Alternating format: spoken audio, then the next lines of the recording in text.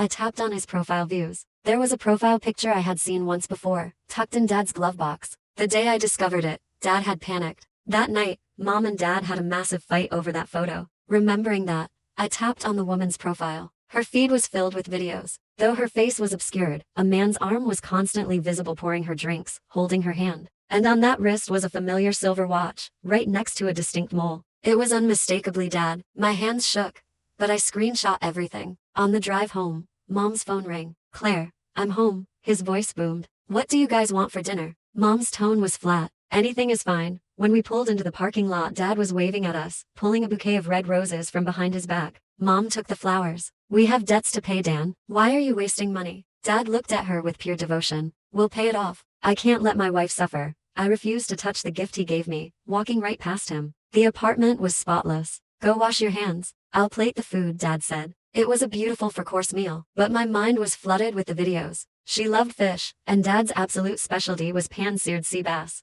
Now I knew exactly who he had perfected that recipe for. A wave of hot anger rushed through me. In a single motion, I swept my arm across the table, sending the plates clattering to the floor. Both of them froze. Instead of yelling, they immediately rushed forward, terrified I had been hurt. Dad dragged me to the sink, running cold tap water over my hands. He looked so genuinely concerned. And yet, this was the man who would ruin our lives. I yanked my hands away, ran to my room, and slammed the door. Mom followed me inside. "Sadie, sweetheart, what is going on? Talk to me." Through the door, I heard Dad go downstairs to take out the trash. The moment he was gone, I grabbed Mom's arm. "Dad is lying to us," I cried. "He doesn't have any debts, he has another family." I heard a woman's voice on his phone. "And I took screenshots on your phone. Mom, please, don't let him fool you anymore." Mom didn't move. She just sat on the edge of my bed, gently wiping the water from my hands. "Mom, don't you believe me?" I begged, tears streaming down my face. Mom let out a long, quiet sigh, stroking my hair. "Sadie, I know